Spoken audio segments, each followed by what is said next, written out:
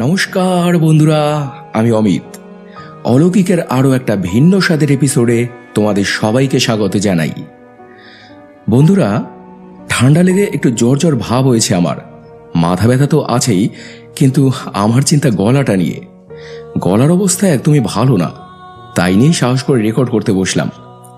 কারণ আমি জানি খারাপ হোক ভালো হোক সেটা তোমরা মেনে নেবে, কিন্তু এপিসোড না দিলে তোমরা রাগ করবে।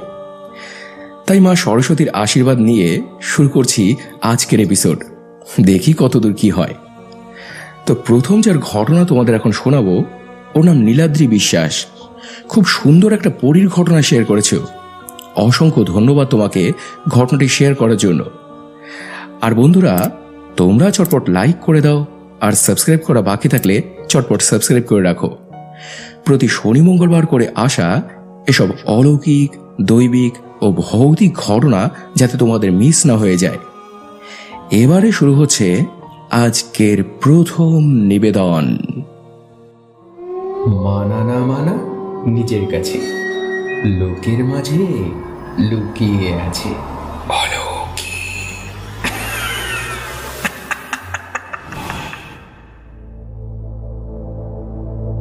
হ্যালো অমিতদা, আমি নদিয়া থেকে নীলাদ্রি।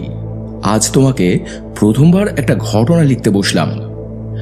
তবে প্রথমেই বলি, ঘটনাটা কিন্তু একটা সাজানো গোছানো গল্পের মতো। তাই বলে কেউ আবার এটাকে যেন গল্প ভাবার ভুল না করে, কারণ সত্যি এটা ঘটেছে। আমি আর আমার বাড়ির লোকেরা প্রত্যেকেই এর জীবন্ত প্রমাণ। তো যাই হোক, এবারে ঘটনায় আসা যাক। তখন সাল 2020, ভরা লকডাউনের সময়। মহামারী একদিকে যেমন রক্তচক্ষু দেখাচ্ছে, অন্যদিকে মানুষ কর্মহীন, গৃহবন্দী।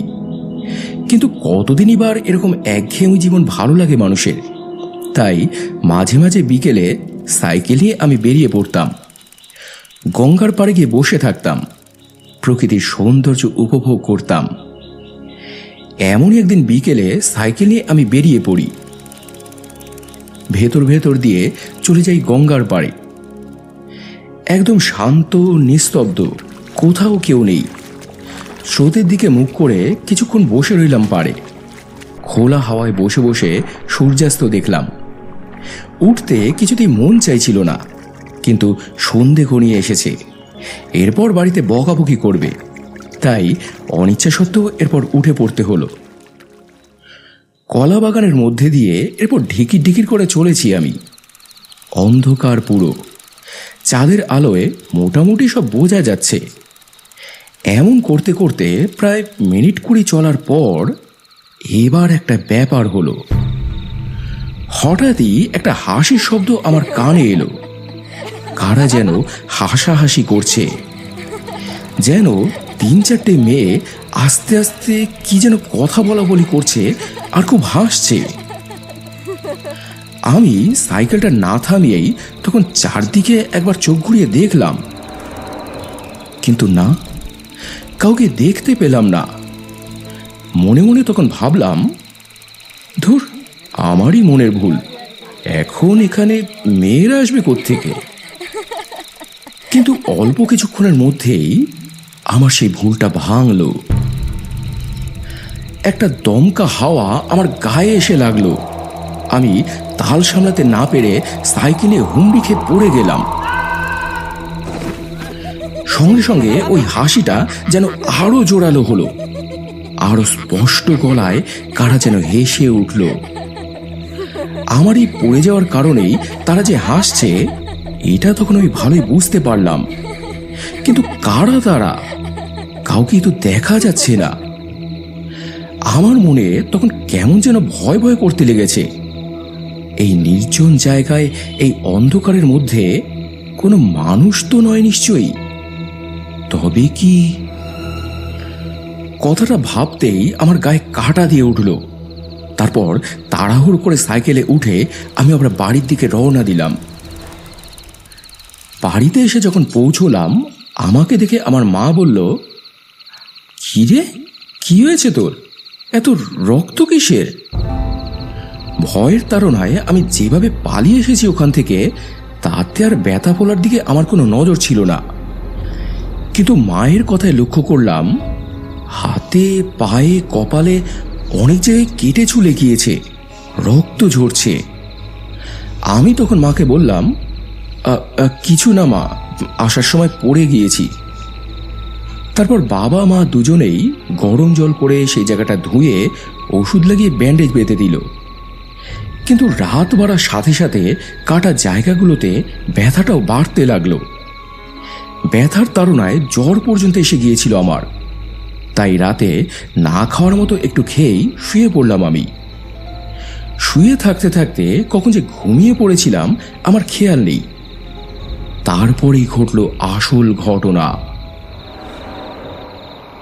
রাত আনুমানিক তখন 12:30 কি 1টা।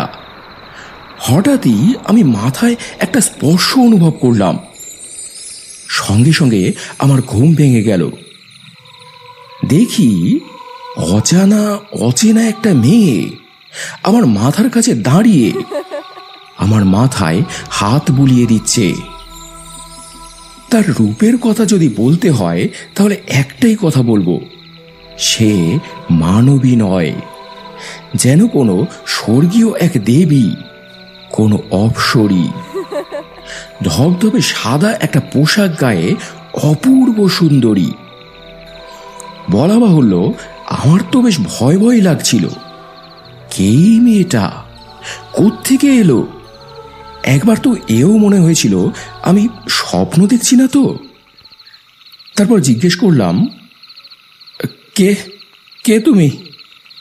মেয়েটা তখন বলল, আমার নাম মেঘা, আমি একজন পরী। পরী? ছোটবেলায় যে পরীর গল্প শুনেছি সেই পরী? পরী বাস্তবেই আছে? মিথ্যে বলছো নাকি তুমি? সে তখন বলল, বিশ্বাস হচ্ছে না বুঝি? বলে আমার হাতে, পায়ে, মাথায় যেখানে যেখানে চোট লেগেছিল সেখানে ও হাত বুলিয়ে দিল। বললে বিশ্বাস করবে না, কাটা, চেরা, ব্যথা সব নিমেষেই গায়েব। আমি তো অবাক হয়ে তখন ফ্যাল ফ্যাল করে তাকিয়ে আছি ওর দিকে। ও তখন বলল, যখন তুমি কলা বাগানের মধ্যে দিয়ে ফিরছিলে আমরা তখন ওখানেই ছিলাম। তোমাকে দেখেই হাসাহাসি করছিলাম, মজা করছিলাম। মজা করার জন্যই আমরা তোমাকে ধাক্কা দিয়ে ফেলে দিয়েছিলাম, কিন্তু বুঝিনি যে তুমি এতখানি চোট পাবে। তখন থেকেই আমার খুব খারাপ লাগছিল, তাই এসেছি তোমার কাছে ক্ষমা চাইতে। আমায় দয়া করে ক্ষমা করে দাও। তারপরেও আমাদের মধ্যে অনেক কথা হলো। যাওয়ার আগে শুধু একটাই কথা বলল, এখন তাহলে আমি যাই, পরে আবার আসব। বলে আমার ঘরের খোলা জানলাটা দিয়ে ও উড়ে চলে গেল। এতক্ষণ ধরে এসব যে কি ঘটলো আমার সঙ্গে আমি যেন ভেবেই উঠতে পারছিলাম না। সেসব ভাবতে ভাবতেই আবার ঘুমিয়ে পড়েছিলাম আমি। পরদিন সকালে বাড়িতে যখন আমাকে জিজ্ঞেস করলো যে আমি কেমন আছি, আমি তাদের তখনও কিছু বলিনি। গতকাল রাতে আমার সঙ্গে কি ঘটেছে কিছুই জানাইনি তাদের। কেউ যেন কিছু বুঝতে না পারে তাই মিথ্যে মিথ্যে ব্যান্ডেজ লাগিয়ে রাখতাম। তো এভাবে সেদিন সারাটা দিন গেল। সেদিন রাতেও সেই একই সময় আবার এলো পরীটা। আবারও আমাদের মধ্যে নানান কথা, গল্পগুজব, হাসাহাসি। আমি যেন দিন দিন কেমন মোহাচ্ছন্ন হয়ে পড়ছিলাম ওর প্রতি। সবসময় কেমন যেন একটা ঘোরের মধ্যে থাকতাম। মনে হতো যেন আমি স্বপ্ন দেখছি। ক্রমশ ওর দিকে আমি আকৃষ্ট হচ্ছি। ওকে ছাড়া কিছুই যেন আমি আর কল্পনা করতে পারছিলাম না। কিছুই যেন আমার আর ভালো লাগছিল না। সারাটা দিন ব্যাকুল হয়ে থাকতাম, কখনো আসবে কখনো আসবে। তো এভাবে বেশ কিছুদিন কাটলো। আমাদের এই পরিচয়, আমাদের এই বন্ধুত্বকে আরো তখন এগিয়ে নিয়ে যাবার কথা ভাবছি আমি। ভাবছি এটাকে একটা সম্পর্কের রূপ দেব। কিন্তু আমার এই ভাবনাই আমার সর্বনাশ ডেকে নিয়ে এলো। ওর রোজ রোজ এই আশা, এত ভালো ব্যবহার, এসব দেখে আমিও ভেবেছিলাম যে ওর মনেও বোধ হয় আমার প্রতি কোনো দুর্বলতা রয়েছে। ও হয়তো মনে মনে আমাকে ভালোবাসে, কিন্তু লজ্জায় হয়তো বলতে পারছে না। তাই একদিন আমি সাহস করে আমার মনের কথাটা ওকে বলে বসলাম। আমি না তোমাকে কিছু বলতে চাই। আমি আমি জানো, তোমাকে ছেড়ে একটুও থাকতে পারি না। সবসময় শুধু মনে হয় তোমার সঙ্গে সঙ্গে থাকি। মনে হয় আমি তোমাকে ভালোবেসে ফেলেছি। তুমিও নিশ্চয়ই আমাকে ভালোবাসো, তাই না? সারাটা জীবন আমরা একসঙ্গেই থাকবো। তোমাকে তোমাকে মাথায় করে রাখবো। তুমি দেখো, তুমি তুমি হবে আমার, হবে। এরপরে দেখি মেঘা চোটে পুরো লাল, মুখটা ও রক্তবর্ণ ধারণ করেছে। খাটের কোণায় বসে থাকতে থাকতে হঠাৎই এরপর উঠে দাঁড়ালো, বলল, আমার এই বন্ধুত্বের এই মূল্য দিলে তুমি? তোমার প্রতি যে অন্যায় করেছিলাম সেই অনুতাপের থেকে তোমার কাছে এসেছিলাম। বন্ধুর চেয়ে বেশি তোমার কিছু ভাবিনি, কিন্তু তোমাকে আমি সবার থেকে আলাদা ভেবেছিলাম। কিন্তু এখন দেখছি তুমিও সবার মতোই। এই জন্যই আমাদের সমাজে মানুষের কোনো স্থান নেই। মানুষ লোভী, স্বার্থপর, খেতে পেলে এরা শুতে চায়। আমাদের সম্পর্ক আজ এখানেই শেষ। আমি চলে যাচ্ছি, আর কখনো ফিরবো না। তুমি তোমার মতো থেকো, আমি আমার মতো থাকবো। ভালো থেকো।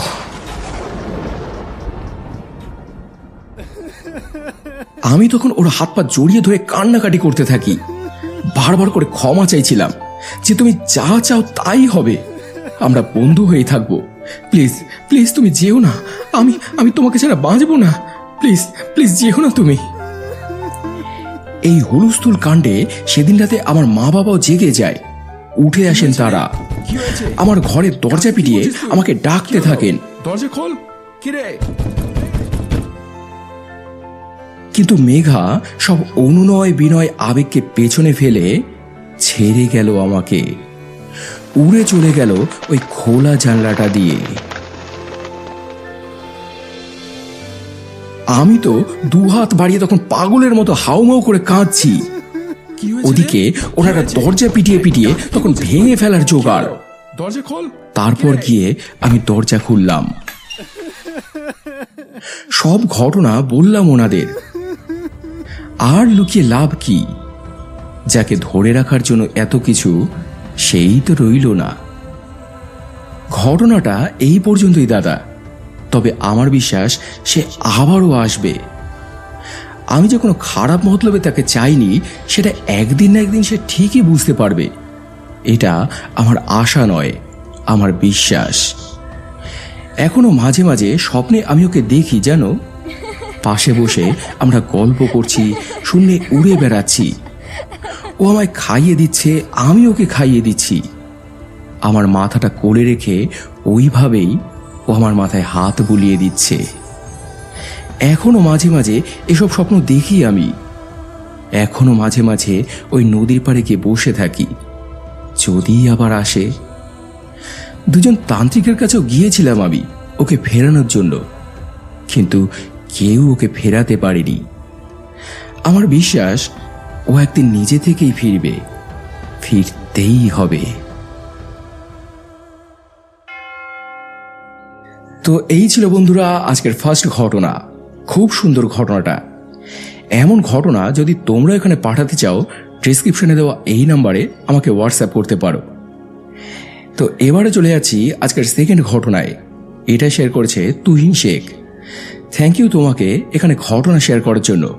শুরু হচ্ছে আজকের দ্বিতীয় নিবেদন। নমস্কার অমিত দাদা, আমি তুহিন শেখ, নবম শ্রেণীর ছাত্র। আমার জীবনে ঘটে যাওয়া একটা সত্যি ঘটনা এখন তোমাকে বলতে চলেছি। তোমার ভয়েসের আমি বড় ভক্ত। তোমার কথা না বাড়িয়ে ঘটনা বলা শুরু করলাম। ঘটনাটা ঘটেছিল 1 বছর আগে। আমার অভ্যেস হলো একটু রাত জেগে পড়াশোনা করা। দিনের বেলায় লোকজন, গাড়ি ঘোড়া, এই সেই নানান ঝঞ্ঝাট, তাই দিনের বেলায় পড়ায় ঠিক মনোযোগ দিতে পারি না। তো এমনই একদিন রাতে আমি পড়তে বসেছি। ফ্যান চললেও ঘরের ভেতরে ভ্যাপসা গরম, সেই জন্য জানলাটা খুলে পড়তে বসেছি।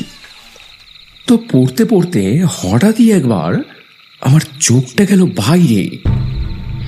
দেখি বাইরে একটা ছায়া মূর্তি আমার জানলা সোজাসুজি দাঁড়িয়ে। অল্প বয়সী একটা ছেলে, আমাদেরই মতো বয়স, আমাকে হাত নেড়ে ডাকছে, বাইরে আসতে বলছে আমাকে।